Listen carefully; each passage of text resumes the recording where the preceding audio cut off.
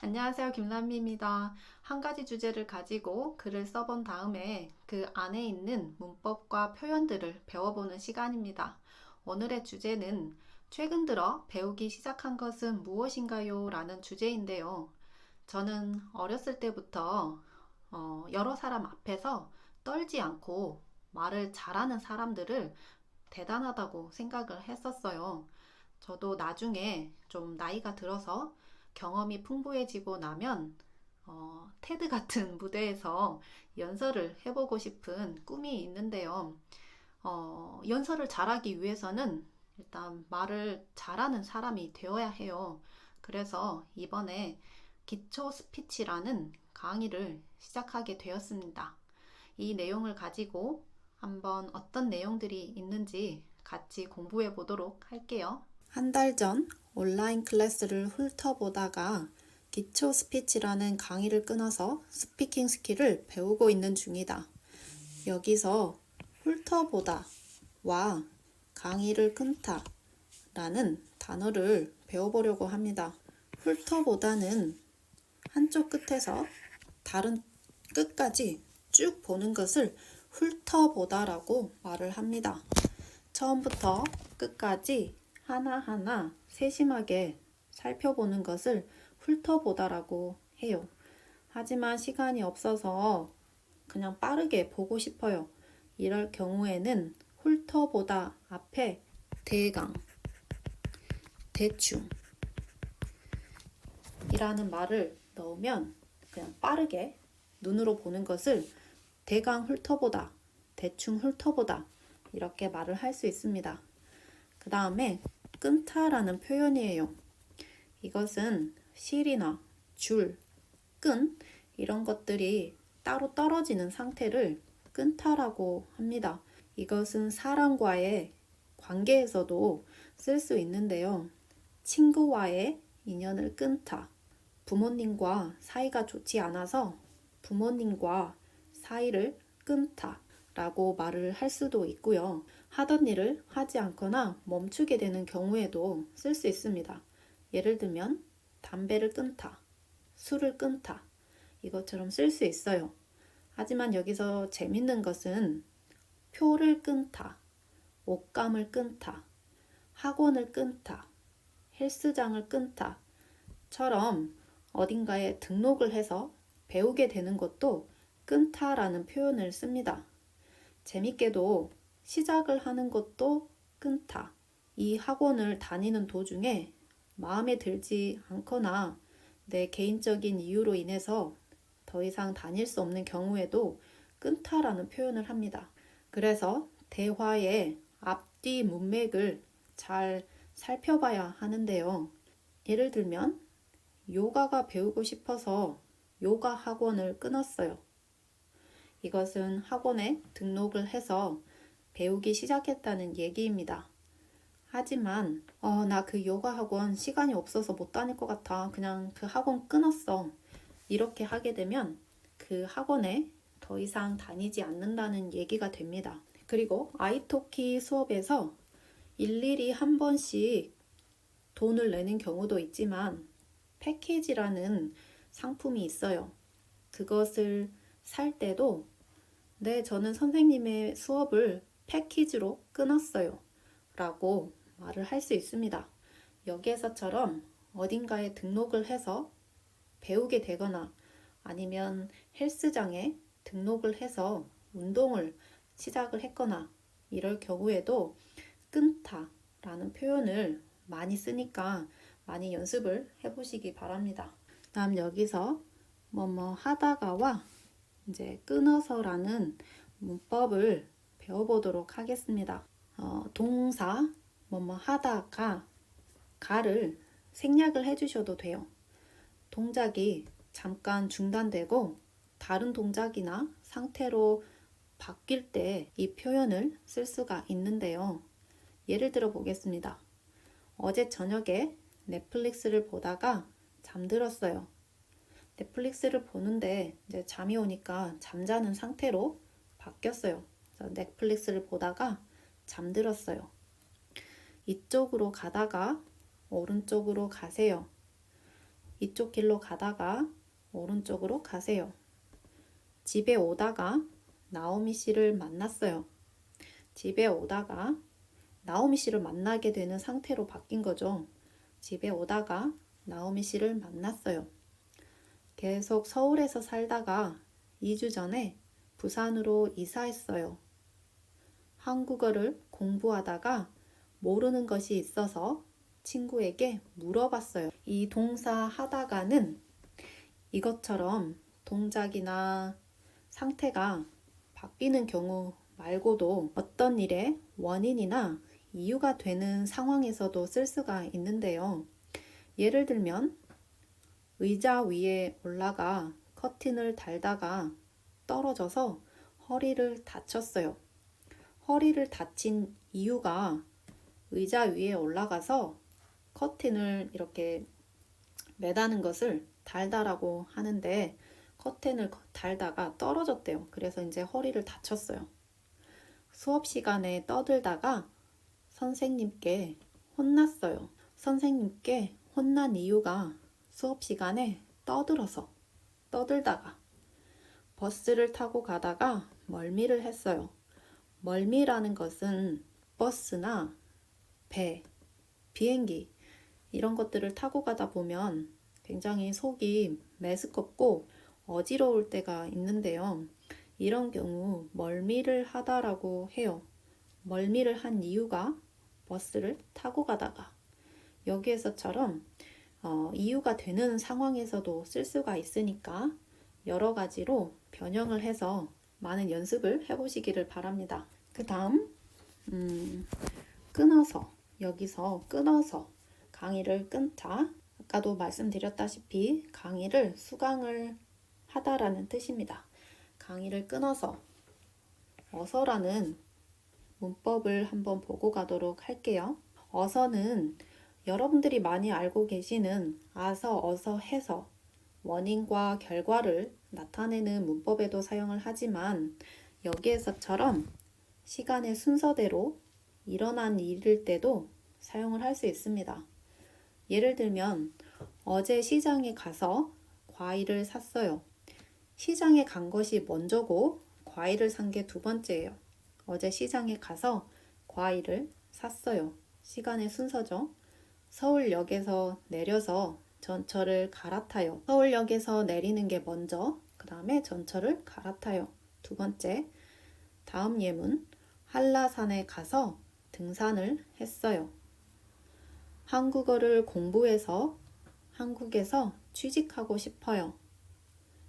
일 끝나고 나서 베트남 식당에 갈 거예요. 딸기를 씻어서 먹어요. 여기에서처럼 시간의 순서대로 일어난 일인 것을 나타낸다는 것도 알아주셨으면 좋겠습니다. 그래서 강의를 끄는 게 먼저고 스피킹 스킬을 배우고 있는 중이다. 배우고 있는 중이다는 현재에도 계속 하고 있다라는 뜻입니다. 한국어에서는 첫 번째 문장에서 보시다시피 온라인 클래스, 기초 스피치 되도록이면 한국어로 쓰도록 하지만 이렇게 외래어를 그대로 쓰는 경우도 있다는 것을 알려드리기 위해서 온라인 클래스, 스피킹 스킬이라고 한번 썼습니다. 온라인 클래스 대신에 온라인 강의, 온라인 수업 이렇게도 쓸 수 있지만 온라인 클래스 이렇게 쓰는 경우도 있으니까 이런 경우도 있다는 것을 알아주셨으면 좋겠습니다. 그 다음입니다. 어렸을 때부터 말을 조리 있고 유창하게 하는 사람들을 동경해 왔기 때문에 이 수업에 대한 기대감이 크다. 어렸을 때부터 때 대신에 적으로 바꿔 쓰셔도 되고요. 조리 있다, 유창하다, 그리고 동경하다, 기대감이 크다 라는 표현을 먼저 보고 가도록 하겠습니다. 조리 있다라는 말은 말이나 글, 일이나 어떤 행동들이 앞뒤가 들어맞고 체계가 서 있는 것을 조리 있다라고 말을 해요. 유창하다라는 것은 말을 하거나 글을 읽는 것이 이렇게 물이 흐르는 것처럼 아주 자연스럽고 거침이 없이 하는 것을 유창하다라고 합니다. 다음에 동경하다입니다. 어떤 것을 간절히 그리워하여 그것만을 생각하는 것을 동경하다라고 합니다. 예를 들면 여행하는 삶을 동경하던 언니는 여행 작가가 되었다. 아니면 나는 내성적이어서 활달하고 자기 주장이 강한 사람을 동경해요. 처럼 쓸 수 있고요. 기대감이라는 것은 어떤 일이 이루어지기를 바라고 기다리는 심정을 기대감이라고 하는데, 제가 이 강의를 통해서 지금은 말을 못하지만 말을 잘할 수 있게 되기를 바라는 그 마음을 기대감이라고 하는데, 이 기대감이 굉장히 크다라는 얘기입니다. 그다음에 여기서 때문에는 원인과 결과를 나타낼 때 때문이라는 단어를 쓰죠. 동경해 왔기 때문에 이 수업에 대한 기대감이 커요. 왜냐면 나도 이제 이 수업을 통해서 말을 조리 있고 유창하게 할 수 있겠구나, 이런 바람이 생긴 거죠. 여기서 배운 내용들을 성실하게 연습해서 나중에 여러 사람 앞에서도 떨지 않고 당당하게 말을 할 수 있는 내가 되었으면 좋겠다. 먼저 성실하다라는 단어를 볼 텐데요. 정성스럽고 참되다. 성실하다라는 것은 자기에게 주어진 일을 굉장히 열심히 최선을 다하고 꾀를 부리지 않고 그 일을 하나하나 열심히 하는 상태를 성실하다라고 합니다. 성실한 직장인, 성실한 사람, 이렇게 쓸 수도 있고요. 그 강의를 선생님이 가르쳐 주신 대로 하나하나씩 성실하게 연습하다 보면 언젠가 말을 잘하게 될 거예요.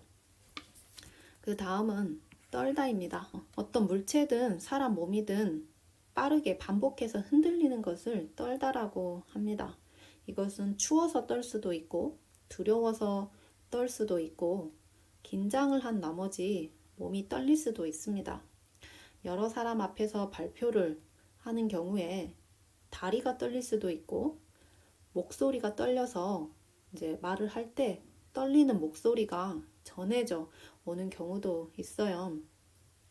이제 그런 경우에 떨다라고 말을 하고요. 다음은 당당하다입니다. 남 앞에서 내세울 만큼 어떤 모습이나 태도가 떳떳한 상태를 당당하다라고 합니다. 우리가 자신감이 있으면 어깨를 쫙 펴고 많은 사람들 앞에서도 당당하게 이야기를 할 수 있습니다. 몸이 움츠려 들지 않는 거예요. 이런 경우 당당하다라고 말을 할 수 있습니다. 그래서 여기서 배운 내용들을 성실하게 연습해서 나중에라는 것은 시간이 흐른 후에 라는 뜻이고요. 여러 사람 앞에서도 떨지 않고 당당하게 말을 할 수 있는 내가 되었으면 좋겠다. 여기서 되었으면 좋겠다라는 문법을 한번 보고 가도록 하겠습니다. 말하는 사람의 바람이나 희망을 나타낼 때 뭐뭐었으면 좋겠다. 조건이나 가정을 나타내는 음연 앞에 어시나 at을 집어넣어서 과거형이죠. 현재와는 다른 상황이 되기를 바람을 나타낼 때 뭐뭐었으면 좋겠다라는 표현을 하는데요. 이런 바람이나 희망을 나타내는 문법들이 또 있어요. 약간의 뉘앙스의 차이가 있는데요. 예를 들면 돈이 많으면 좋겠어요. 이것은 그냥 막연하게 돈이 많으면 좋겠다 이런 뜻인데, 돈이 많았으면 좋겠어요. 이것은 현재는 제가 돈이 없어서 다른 상황, 그러니까 돈이 많았으면 하는 상황을 바라는 거예요. 세 번째로 돈이 많았으면 좋았을 텐데, 이것 또한 현재는 지금 제가 돈이 많지 않아요. 그래서 좀 돈이 많았으면 얼마나 좋았을까, 이렇게 안타까운 심정을 강조하고 싶을 때 이렇게 말을 하는데요. 예를 들면 부모님께 좀 비싼 선물을 해드리고 싶었는데 돈이 없어서 못 해드렸어요. 그러면 부모님께 죄송한 마음도 있고 좀 그렇죠. 그랬을 때 돈이 많았으면 좋았을 텐데 그럼 부모님 좋은 선물도 해드릴 수 있었을 텐데 이렇게 쓸 수 있습니다. 연습을 통해서 더 보도록 할게요. 현재는 제가 한국어를 잘 못해요. 그래서 바라는 게 있다면 한국어를 잘했으면 좋겠어요. 지금 저는 키가 작아요. 그래서 바라는 게 있다면 키가 컸으면 좋겠어요. 저는 지금 일이 너무 많아요. 바라는 게 있다면 일을 그만뒀으면 좋겠어요. 지금 집이 너무 좁아요. 집이 넓었으면 좋겠어요. 남자 혹은 여자친구가 없어요. 남자 혹은 여자친구가 있었으면 좋겠어요. 이런 식으로 쓸 수 있습니다. 네, 제가 준비한 내용은 여기까지입니다. 제가 준비한 내용들이 여러분들에게 도움이 되었으면 좋겠어요. 그럼 오늘도 한국어 공부 열심히 하시고 다음에 또 다른 주제로 다시 찾아뵙도록 하겠습니다. 그럼 안녕히 계세요.